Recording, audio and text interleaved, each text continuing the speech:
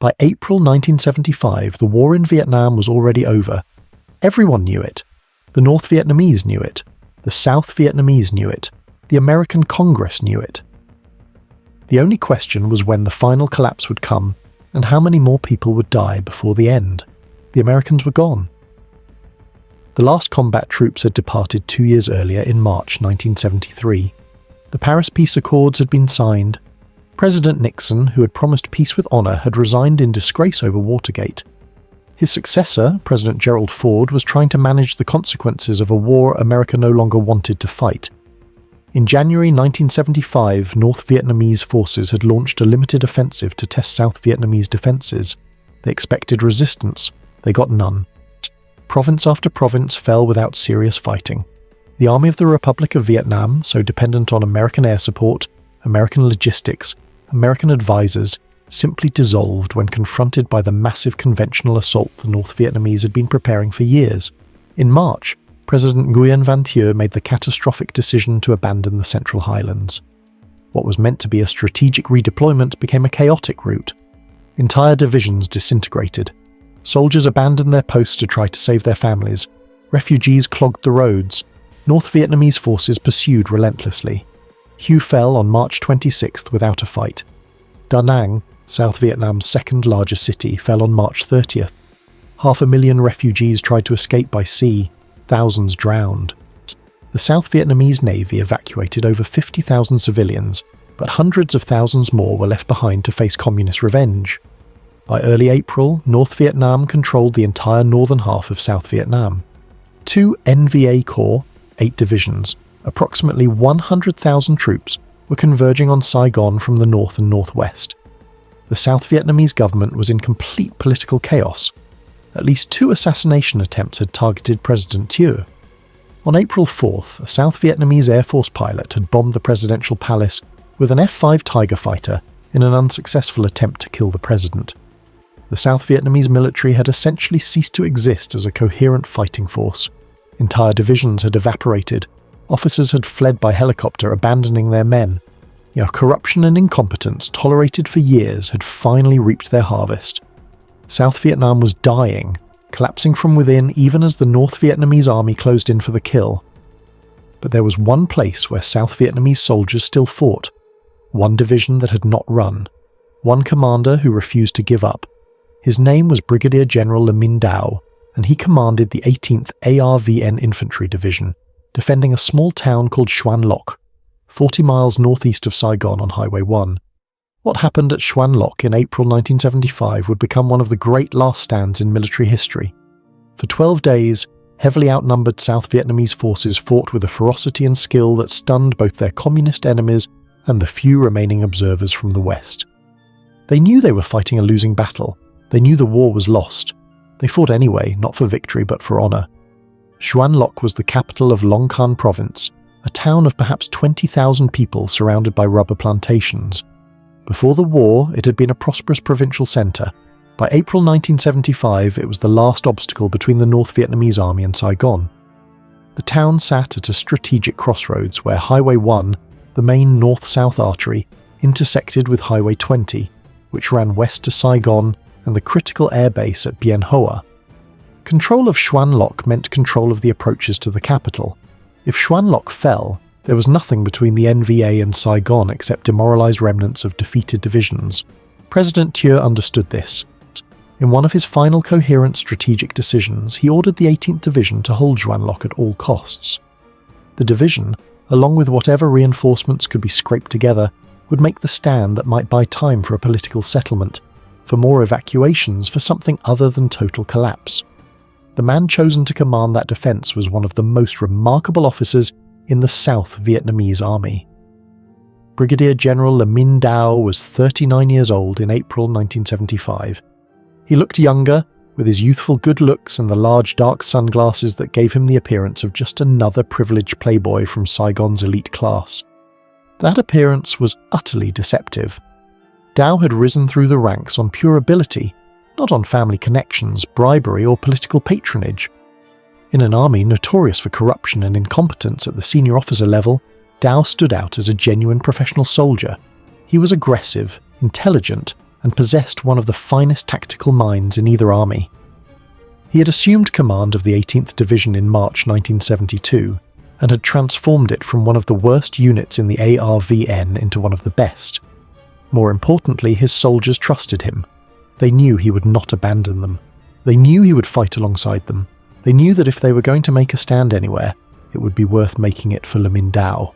In February 1975, even before the collapse in the north, Dao had begun preparing Xuan Loc for defence. He stockpiled artillery ammunition, positioning it in concealed dumps around the town. He reduced daily ammunition expenditure rates to build up reserves for the battle he knew was coming. He studied the terrain, identifying the natural choke points that would channel attacking forces into kill zones. By early April, Dao had positioned his forces around Xuan Loc's outskirts. He established multiple command posts so that if one was destroyed, he could continue directing the battle. He placed reconnaissance units equipped with 50 caliber machine guns in key positions. He requested and received the redeployment of units from other threatened areas, building up his force as much as possible before the North Vietnamese arrived. On April 8, 1975, the 18th Division defending Xuan Loc consisted of 3 infantry regiments, the 43rd, 48th, and 52nd. Supporting them were 5 armoured brigades, 4 regional force battalions, 2 artillery battalions equipped with 42 guns, and 2 companies of civilian self-defence forces.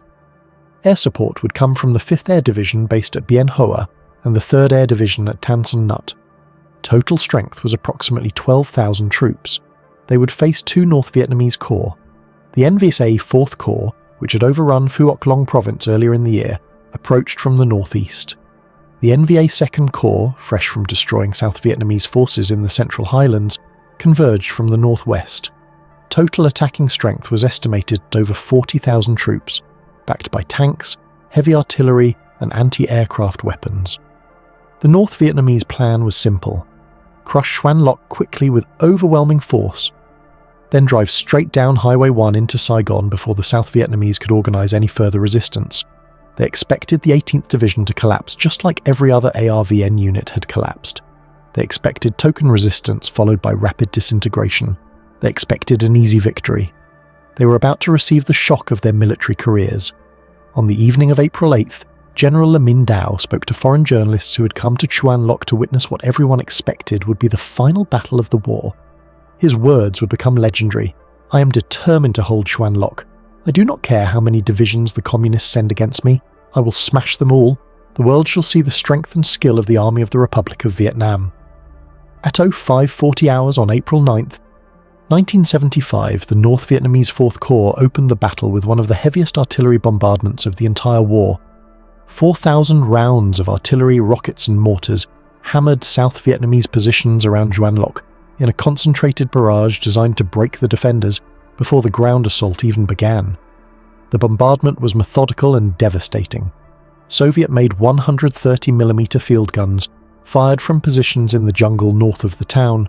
122mm rockets streaked in from multiple directions. Smaller caliber mortars walked their fire across defensive positions. The earth shook continuously for over an hour.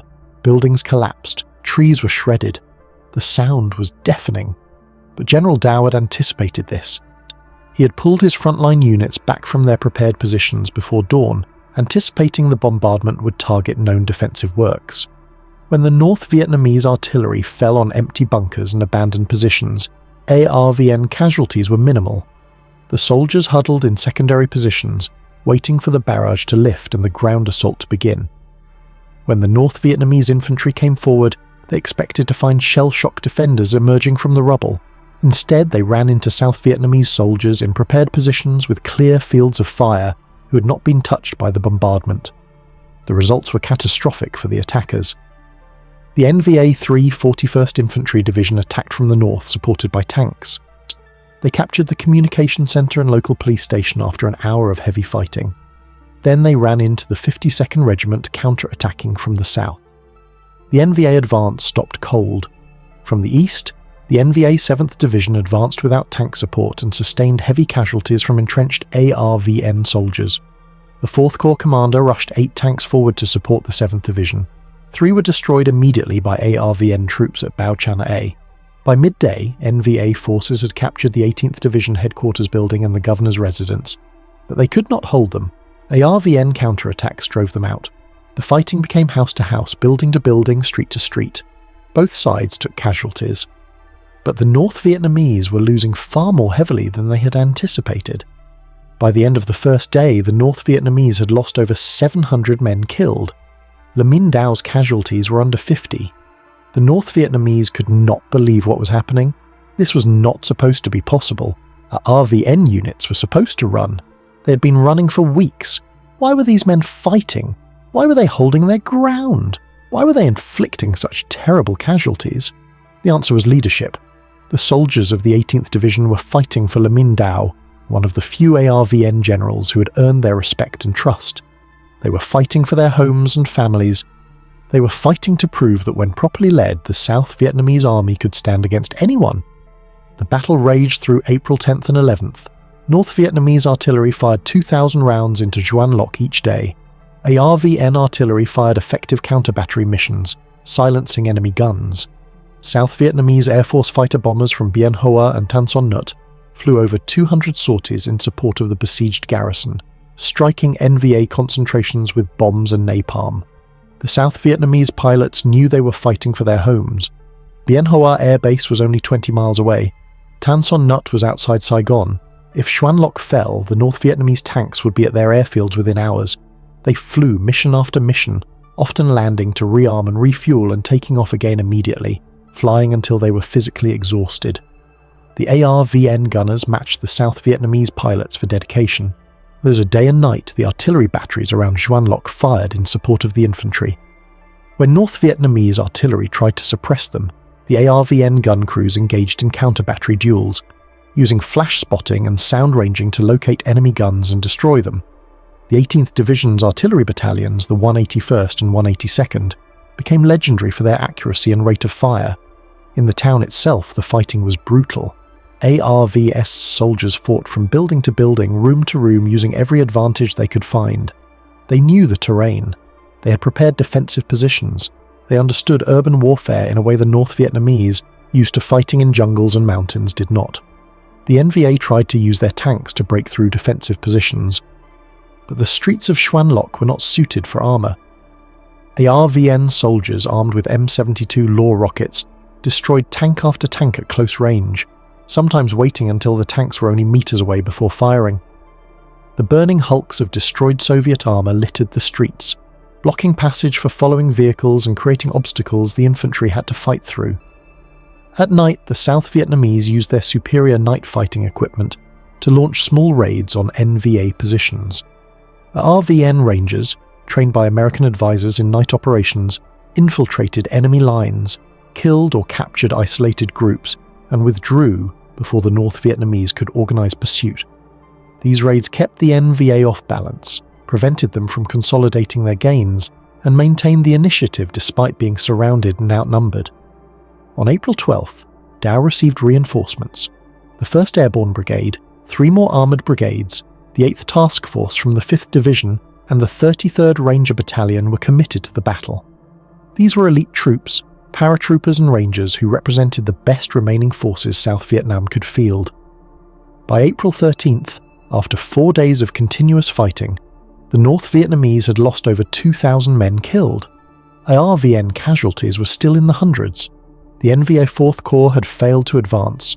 Major General Hoang Cam, the North Vietnamese Corps commander who had fought against the French at Dien Bien Phu 21 years earlier, was forced to admit in his after-action report, "This was the most ferocious battle I had ever been involved in." After 3 days of battle, even after committing our reserves, the situation had not improved and we had suffered significant casualties. The North Vietnamese changed their strategy. Instead of trying to take Xuan Loc by direct assault, they would surround it, cut it off, and starve the garrison into submission. They brought forward additional divisions. The NVA 6th Division marched past Xuan Loc and attacked from the south, cutting supply routes.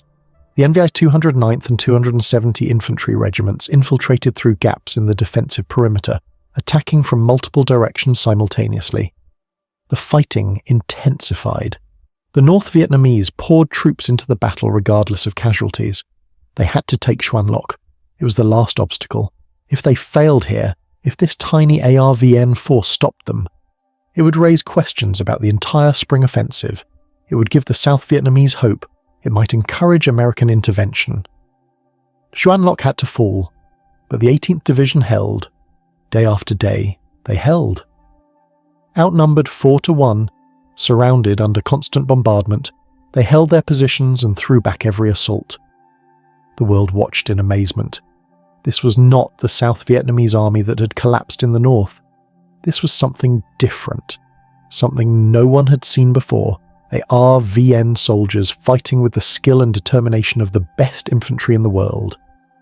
On April 15th, the NVA launched another massive assault, throwing fresh troops against the exhausted defenders. The 43rd and 48th Infantry Regiments and the 1st Airborne Brigade suffered major casualties but held their lines. ARVN troops fought hand-to-hand in the streets, using every weapon available. When they ran out of ammunition for their rifles, they fought with knives. When they ran out of grenades, they fought with their hands. On April 16th, Dao ordered a counterattack to retake Dao Giay, a key intersection that had fallen to the North Vietnamese. The ARVN 8th Task Force and 3rd Armoured Brigade drove into the NVA positions, but were forced back after sustaining heavy casualties. The North Vietnamese were too strong, too numerous. They could absorb losses that would destroy the ARVN. For every NVA soldier killed, there were more waiting to take his place. The 18th Division had no reinforcements. By April 17th, Xuan Loc was almost completely surrounded. Supply convoys from Saigon had to fight their way through NVA roadblocks. Ammunition was running low, casualties were mounting. The division had lost 30% of its strength, approximately 3,500 men killed, wounded, or missing out of 12,000 committed to the battle. That same day, April 17th, the United States Senate Armed Services Committee voted on President Ford's request for $722 million in emergency military aid for South Vietnam. The request was rejected. The message was clear. America would not return to Vietnam. There would be no more aid. There would be no cavalry coming over the hill. South Vietnam was on its own. For the soldiers fighting at Xuan Loc, men who had been promised that America would never abandon them, men who had believed the promises made by President Nixon and President Johnson before him, the news was devastating. They were fighting and dying for a country that America had decided to let fall. The politicians in Washington had made their choice. South Vietnam was expendable. For American veterans who had served in Vietnam, who had trained these ARVN soldiers, who had fought alongside them, who had promised them that America would stand with them, the Senate vote was a betrayal of everything they had fought for. 58,000 Americans had died in Vietnam. Over 300,000 had been wounded. Billions of dollars had been spent. And now, with victory within reach for the North Vietnamese, our Congress refused to provide even the ammunition and spare parts that might have allowed the South Vietnamese to defend themselves.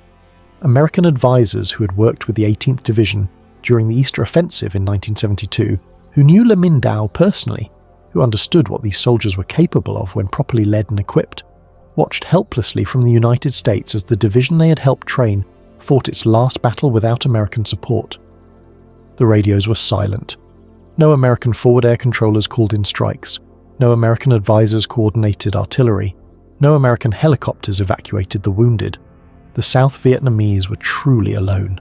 But the 18th Division kept fighting, not because they thought they could win, not because they believed America would save them. They fought because it was what soldiers do. They fought for each other, for their general who had not abandoned them, for the honor of proving that South Vietnamese soldiers could fight and die, as well as any soldiers in history. On April 19th, General Le Minh Dao received orders from the South Vietnamese Joint General Staff: evacuate Xuan Loc and withdraw to Bien Hoa to establish a new defensive position. President Thieu had resigned 2 days earlier. The government was collapsing. Xuan Loc had bought all the time it could buy. The withdrawal began on the night of April 20th under cover of heavy rain. In a brilliantly executed maneuver that demonstrated the 18th Division still retained its tactical coherence despite 12 days of brutal combat, Dao's forces pulled out by echelon unit by unit, moving south through the rubber plantations along Dirt Route 2. The 1st Airborne Brigade served as the rear guard, holding positions until other units had passed through, then following in their wake. The North Vietnamese, who had been expecting to launch another assault in the morning, were caught completely by surprise. They could not disrupt the withdrawal effectively. In the early morning hours of April 21st, they managed to destroy the 3rd Battalion, 1st Airborne Brigade near Soi Kar Hamlet, but most of the division escaped intact. Unlike so many other ARVN generals who had fled by helicopter during the collapse, abandoning their men to save themselves, Le Minh Dao marched out on foot with his troops. He would not leave until the last of his men had gotten clear. He would not fly to safety while his soldiers walked into an uncertain future. On April 21st, North Vietnamese forces entered what was left of Xuan Loc. The town was rubble. Every building was damaged or destroyed. The streets were littered with destroyed tanks, burned vehicles, unexploded ordnance, and bodies. 12 days of continuous combat had reduced a provincial town to a wasteland. But the North Vietnamese had paid a terrible price for it. Estimates of their casualties vary. South Vietnamese intelligence estimated over 5,000 NVA killed. General Dao claimed 10,000. American intelligence analysts suggested figures somewhere in between. Whatever the exact number, the North Vietnamese 4th Corps had been badly mauled. Entire battalions had been destroyed. The planned triumphant march into Saigon had turned into a grinding battle of attrition that the North Vietnamese had not expected and could barely afford. On April 22nd, the South Vietnamese Air Force dropped a CBU-55 fuel air bomb on the headquarters of the NVA 341st Division. The weapon, approaching the explosive power of a tactical nuclear weapon, killed an estimated 250 North Vietnamese soldiers. It was the only time a CBU-55 was used in combat in Vietnam. It was also one of the last offensive actions the South Vietnamese military would conduct. 9 days remained until the fall of Saigon. The defense of Xuan Loc had bought those 9 days. 9 days for evacuations. 9 days for South Vietnamese families to flee to the coast and try to find boats. 9 days for American helicopters to begin the desperate evacuation from the embassy roof. 9 days for history to record that some South Vietnamese soldiers had fought to the very end with courage and skill. Those 9 days mattered enormously. On April 29th and 30th, Operation Frequent Wind evacuated over 7,000 people from Saigon by helicopter, the largest helicopter evacuation in history. American CH-46C Knights and CH-53C Stallions flew mission after mission from ships offshore, landing on the embassy roof and at Tan Son Nut, loading desperate Vietnamese and flying them to safety. The evacuation had been planned for weeks but could not begin until the last possible moment for political reasons. Those 9 days that Xuan Loc bought allowed more time for preparations, more time for people to reach evacuation points, more time to save lives that would otherwise have been lost. Beyond the embassy evacuation, tens of thousands of Vietnamese escaped by boat in those final days. South Vietnamese Navy ships, Air Force helicopters, civilian boats, anything that could float was pressed into service. They fled to offshore ships to Thailand, to the Philippines. Many drowned. Many were captured by pirates. Many died at sea, but tens of thousands survived because they had 9 more days to escape. The defense of Xuan Loc gave them those 9 days. Every day that Le Minh Dao and the 18th Division held was another day for people to flee. Every NVA attack that was thrown back was more time bought. Every casualty inflicted on the North Vietnamese was a small delay in the final advance on Saigon. When the historians write the final accounting of the fall of South Vietnam, when they tally up the lives saved and lost, they will have to include Xuan Loc in their calculations. The 12-day defense of a provincial town 40 miles from the capital bought time measured in days, not weeks, but even those days meant the difference between life and death for thousands of people. The comparison to Thermopylae is inevitable. Like the 300 Spartans who held the pass against the Persian Empire, either the 18th Division at Xuan Loc fought against overwhelming odds to buy time for their nation. Like the Spartans, they knew they could not win. Like the Spartans, they fought anyway because it was the right thing to do. But there is one crucial difference. At Thermopylae, all of Greece knew the Spartans' sacrifice. They were remembered and honoured. The defence of Xuan Loc has been largely forgotten. When Americans remember Vietnam, they remember Khe Sanh and Hue and Hamburger Hill, battles where American forces fought. Few remember Xuan Loc, where South Vietnamese soldiers proved they could stand against any enemy when properly led and supported. For Le Minh Dao, the battle was not over. On April 30th, 1975, North Vietnamese tanks crashed through the gates of the presidential palace in Saigon. The war was over. South Vietnam had ceased to exist. Even then, even after the surrender, Dow wanted to keep fighting. He knew that the Corps Commander and Deputy Corps Commander had both committed suicide rather than face communist captivity. He knew what awaited him, but he also knew the fight was finished. There was no one left to lead, no government to fight for, no hope of victory or even meaningful resistance. On May 9th, General Le Minh Dow surrendered to North Vietnamese forces. He was immediately sent to a re-education camp, the communist euphemism for prison camps where former South Vietnamese officers and officials would be held indefinitely, subjected to political indoctrination, hard labour, malnutrition, and periodic brutality. Dow would spend 17 years in those camps, 17 years of forced labour, 17 years of communist propaganda sessions, 17 years of being told that he had fought for the wrong side, that he was a puppet of American imperialism, that everything he had done was wrong. He never broke. In the camps, other prisoners looked to him for leadership. He organised resistance as best he could. He maintained discipline among the former ARVN officers. He refused to cooperate with his captors beyond the minimum necessary to survive.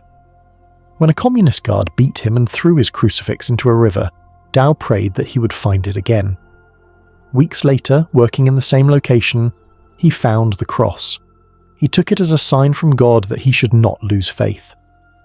On May 4th, 1992, after 17 years of imprisonment, Le Minh Dow was released. The Vietnamese government, seeking better relations with the United States, had agreed to release political prisoners. Dow emigrated to America in 1993 and was granted political asylum. He lives in the United States today, one of the last surviving senior commanders from the Army of the Republic of Vietnam. His 9 children scattered across the world after the fall of Saigon. His wife spent 17 years working for his release.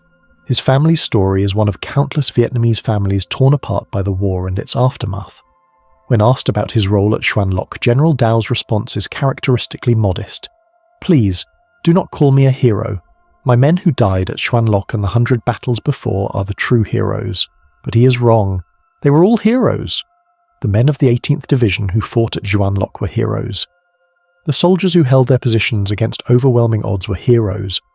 The officers who led them, who stayed with them, who refused to abandon them, were heroes.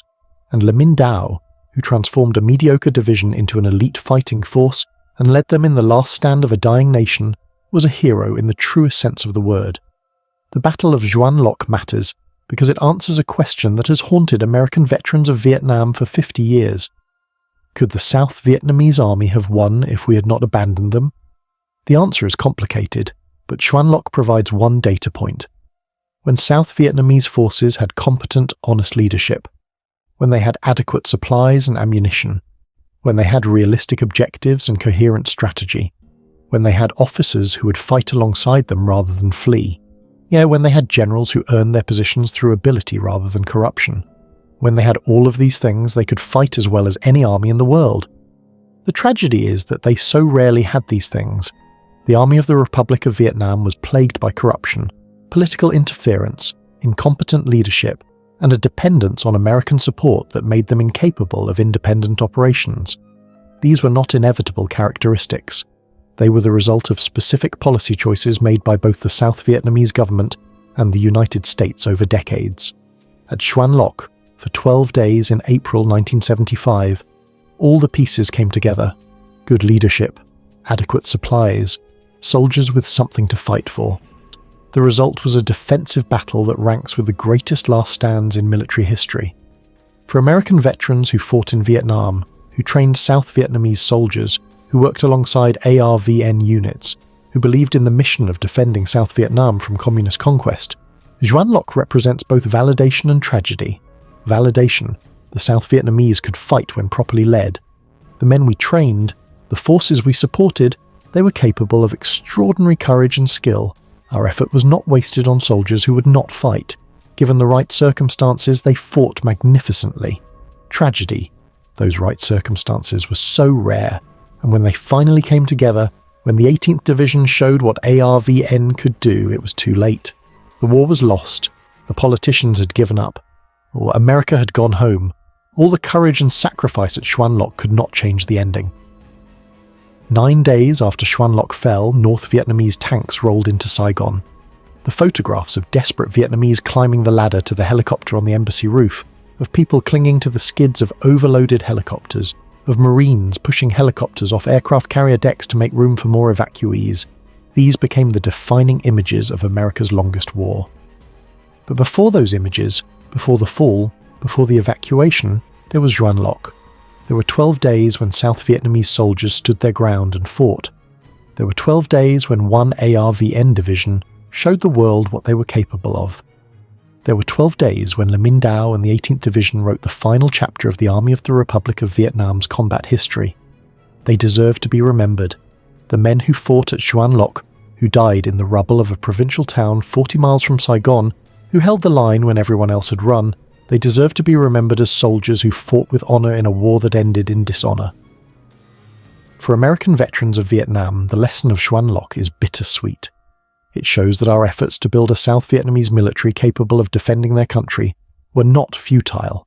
It also shows that military capability alone cannot win a war when the political will to fight has evaporated, when corruption has rotted the government from within, when allies have abandoned you to your fate.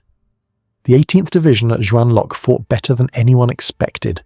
They fought longer than anyone thought possible. They inflicted casualties the North Vietnamese could barely afford. They bought time for evacuations that saved thousands of lives.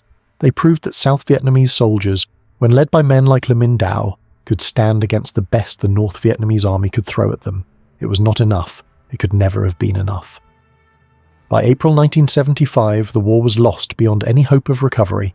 No last stand, however heroic, could change that fundamental reality. But it mattered.